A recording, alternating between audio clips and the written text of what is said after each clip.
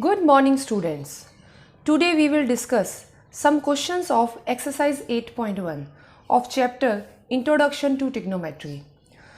First of all, we will discuss question number 3rd, which is if sin A is equal to 3/4, then find cos A and tan A. तो first of all हम question को समझते हैं. Question क्या कह रहा है आपको कि sin A की वैल्यू 3/4 है, तो आपको cos A and tan A की वैल्यू फाइंड आउट करनी है. उसके लिए आपको सबसे पहले एक राइट एंगल ट्रायंगल बनाना होगा. तो प्रीवियस वीडियो में आपको पहले भी मैंने बताया है कि जब साइन थीटा जो आता है, यहाँ पर जो थीटा जो एंगल होता है, that angle is acute angle, और ट्रिग्नोमेट्री राइट एंगल ट्रायंगल पे अप्लाई होती है. तो आपको एक राइट एंगल ट्रायंगल बनाना है और इस राइट एंगल ट्रायंगल में एंगल ए को एक्यूट एंगल पर प्लेस करना है. तो इनमें से ए बी सी एक मैंने राइट एंगल ट्रायंगल बना दिया है और ए बी सी में से किसी एक को 90 डिग्री कंसिडर करना होगा, अनलेस एंगल ए को छोड़कर आप किसी भी एंगल बी या सी को 90 डिग्री कंसिडर कर सकते हो. मैंने इस फिगर में एंगल बी को 90 डिग्री कंसिडर किया है. एक राइट एंगल ट्रायंगल बना है and consider as angle B is 90 degree. तो एंगल ए एक्यूट एंगल हो जाएगा, angle C also acute angle. Sine A 3/4 है, तो ए पर थीटा को कंसिडर करेंगे, बिकॉज एंगल कहाँ पे कंसिडर हुआ है, ए पॉइंट पर, ए वर्टेक्स पर. तो ये थीटा एंगल ए वर्टेक्स पर होगा. थीटा अगर ए वर्टेक्स पर होगा, then the side opposite to the theta की जो ओपोजिट साइड होती है, that is called perpendicular. So side B C is perpendicular and A B is base.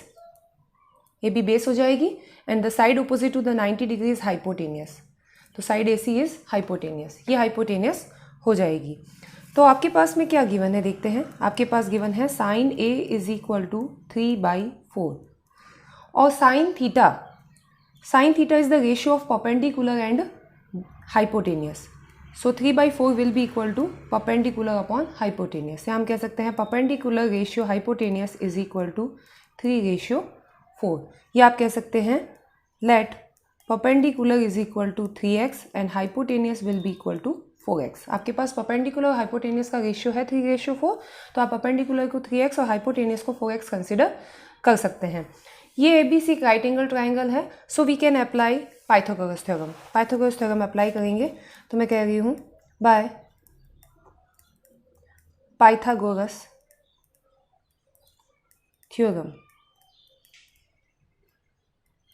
Pythagoras theorem के according hypotenuse square is equal to perpendicular square plus base square. Hypotenuse square is equal to perpendicular square plus base square.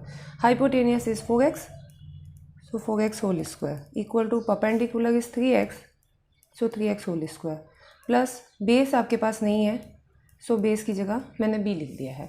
Now 4x whole square is 16x square is equal to 3x whole square is 9x square plus base square. 9x square को transfer कर देंगे, तो 16x square 9x square transfer होके minus का हो जाएगा और यहाँ रह जाएगा राइट हैंड साइड में base square. 16x square minus 9x square, so you get 7x square is equal to base square. दोनों साइड से स्क्वायर रूट ले लीजिए, तो बेस इज इक्वल टू आ जाएगा √7x. इस पूरे का अंडर रूट लेंगे, 7x स्क्वायर का अंडर रूट जब आप लेंगे तो 7 का square root √7 and x square का स्क्वायर रूट x हो जाएगा. सो बेस आ गया √x. आपके पास ये जो बेस है, यानी ये साइड आपके पास आ गई है √7x. अब आपको क्या निकालना था, आपको दो चीज़ें फाइंड आउट करनी थी, cos A and tan A. तो पहले हम cos A निकाल लेते हैं. cos A यानी cos theta is equal to क्या होता है, बेस अपॉन हाइपोटेनियस. आपके पास बेस आ गया है √7x अपॉन हाइपोटेनियस. हाइपोटेनियस आपके पास था 4x, x से x डिवाइड हो जाएगा, सो √7/4 आपका आ गया है cos A. Then tan A निकालेंगे. tan A is equal to perpendicular upon base. Perpendicular is 3x and base is √7x, so 3x upon √7x. x से x डिवाइड हो जाएगा, यू गेट 3/√7. तो इस तरह से ये क्वेश्चन किया जाएगा. आपके पास में एक रेशियो दे रखा है जब भी आपके पास कोई एक रेशियो दिया है और बाकी के रेशियो दिए पूछे जाए तो आपको सबसे पहले क्या करना है, एक राइट एंगल ट्राइंगल बनाना है। उसके बाद में आपके पास जो रेशियो दिया है उसके अकॉर्डिंग देखना है कि ये किन दो साइड का रेशियो है, जिससे आपको दो साइड मिल जाएगी। फिर आपको पाइथागोरस थ्योरम को अप्लाई करके थर्ड साइड को फाइंड आउट करना है। यहाँ पर थर्ड साइड बेस थी जो अननोन थी, हमने बेस निकाला है। अगर कोई और रेशियो होगा तो ये साइड भी दूसरी होगी। इस तरह से हम थर्ड साइड निकाल लेंगे। जब आपके पास में इस राइट एंगल ट्राइंगल की तीनों साइड आ जाएगी, यानी परपेंडिकुलर, बेस और हाइपोटेनियस, तो आप कोई भी रेशियो निकाल सकते हो। कॉस निकाल सकते हो, टेन निकाल सकते हो, सेक, कॉसेक, जो चाहे वो रेशियो आप निकाल सकते हो। इस क्वेश्चन में कॉस ए और टेन ही पूछा था। तो कॉस निकालना है तो कॉस का फॉर्मूला लगाइए, बेस अपॉन हाइपोटेनियस, और बेस और हाइपोटेनियस की वैल्यू करके आप कॉस ए निकाल सकते हैं। अगर आपको टेन की वैल्यू निकालनी है तो टेन का फॉर्मूला लगाइए, परपेंडिकुलर अपॉन बेस, और वैल्यूज़ पुटअप करिए तो आपको 10 की वैल्यू मिल जाएगी। इस तरह से जो भी रेशियो निकालना चाहते हैं आप आसानी से निकाल सकते हैं, या इस टाइप के कोई भी क्वेश्चन को आप इजीली कर सकते हैं। नाउ चलिए अगला क्वेश्चन कौन सा करवा रही हूँ मैं आपको, एक्सरसाइज 8.1 का क्वेश्चन नंबर 2। क्वेश्चन नंबर 2 क्या है, इन द गिवन फिगर, ये आपके पास में है given figure, P Q R, Q is right angle triangle, side P Q is 12 centimetre and side P R is 13 centimetre. आपको फाइंड आउट करना है tan P minus cot R. Tan P और cot R की value का subtraction करना है, या कह सकते हैं दोनों का डिफरेंस हमें फाइंड आउट करना है। इसके लिए सबसे पहले आपको टेन पी की वैल्यू निकालनी होगी और फिर कॉट आर की वैल्यू निकालनी होगी। फिर दोनों वैल्यूज़ को आपको सब्ट्रैक्ट करना होगा, जिससे आपको ये वैल्यू मिल जाएगी। इसके लिए आपको सबसे पहले क्या करना है, ये जो आपके पास राइट एंगल ट्राइंगल गिवन है, इसकी जो ये थर्ड साइड क्यू आर है, ये आपको फाइंड आउट करनी है, जैसे अभी प्रीवियस क्वेश्चन नंबर 3 में फाइंड आउट की थी बाय पाइथागोरस थ्योरम। क्योंकि अगर हम कहते हैं कि ये परपेंडिकुलर मान लेते हैं, इसको बेस मान लेते हैं, ये तो हाइपोटेनियस ही होगा, क्योंकि ये 90 के अपोजिट साइड, ये तो हाइपोटेनियस फिक्स है। अब इन दोनों में से एक बेस या एक परपेंडिकुलर होगा, वो डिसाइड करेगा थीटा कौन सा है। और जब तक थीटा डिसाइड नहीं करते तब तक हम दोनों में से किसी एक को परपेंडिकुलर या बेस मान सकते हैं। पहले हम थर्ड साइड निकालते हैं बाय पाइथागोरस थ्योरम। तो हम कहते हैं in right triangle P Q R by Pythagoras theorem, आप कह सकते हैं यहाँ पर hypotenuse square is equal to perpendicular square plus base square. Hypotenuse the side opposite to the 90 which is P R square is equal to, इन दोनों में से किसी एक को परपेंडिकुलर बेस मानना है आपको, किसी को भी मान सकते हैं, P Q square plus Q R square. इस समय मैंने पी क्यू को परपेंडिकुलर और क्यू आर को बेस कंसिडर किया है। पी आर आपके पास में अवेलेबल है 13 square is equal to P Q भी अवेलेबल है 12 स्क्वायर, प्लस क्यू आर नहीं है तो क्यू आर की जगह क्यू आर स्क्वायर लिख दिया। 13 square is 169 is equal to square of 12 is 144 plus Q R square. अब 144 को ट्रांसफ़र करना है, 169 minus 144 is equal to Q R square. 169 minus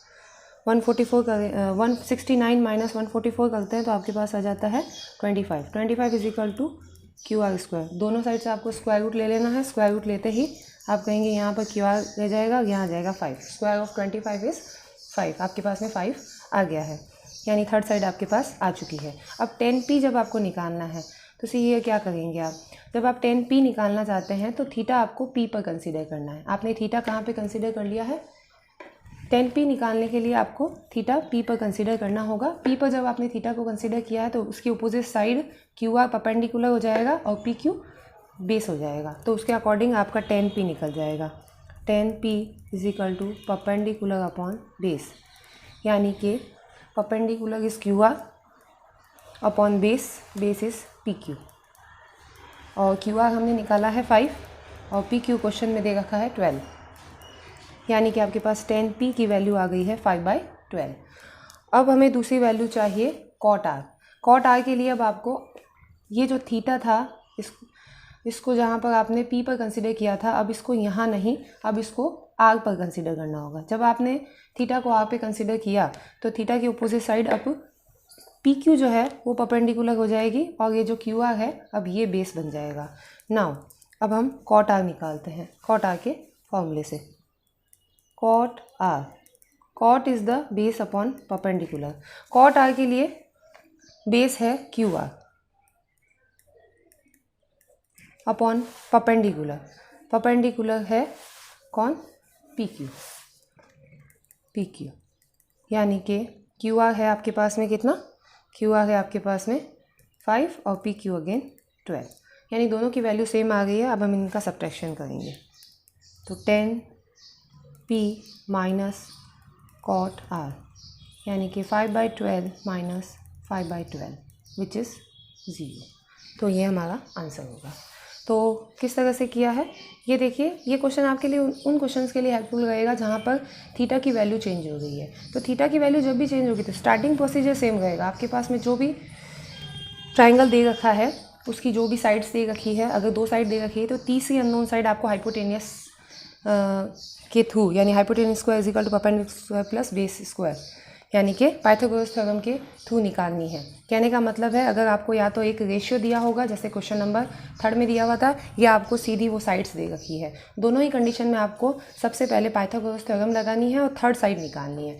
third side निकालने के बाद में आगे क्वेश्चन जैसे पूछता है, जैसे प्रीवियस क्वेश्चन में तो कॉज और tan पूछे थे और इस क्वेश्चन में tan p minus cot R पूछा था। तो पहले tan p यानी थीटा पहले p पर रखकर आपको tan p निकालना होगा, फिर कॉट आर थीटा r पे कंसीडर करके आपको कॉट आर निकालना होगा। थीटा की पोजीशन जब चेंज होती है, आपको पहले भी बताया है, थीटा की पोजीशन जैसे ही चेंज होगी परपेंडिकुलर और बेस की पोजीशन बदलेगी। The side opposite to the theta is perpendicular and remaining side is base, और 90 के अपोजिट साइड तो हाइपोटेनियस ही होती है, वो फिक्स होती है। इसीलिए इन दोनों की वैल्यू आपको इस तरह से मिलेगी।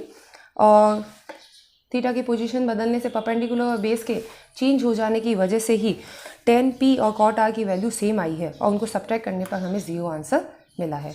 ये हमारा रिक्वायर्ड आंसर है। अब इस टाइप के कई क्वेश्चंस आपको एक्सरसाइज 8.1 में मिलेंगे, जिनको इसी प्रोसीजर से करना है। पहले पाइथागोरस थ्योरम लगा के थर्ड साइड निकालनी है, उसके बाद आगे जो भी पूछा जाता है उसके अकॉर्डिंग क्वेश्चन को किया जाएगा। आज की वीडियो में इतना ही। अगर आपको वीडियो अच्छा लगता है तो वीडियो को लाइक कीजिए और कमेंट करके ज़रूर बताइएगा वीडियो कैसा लगा। Thank you very much.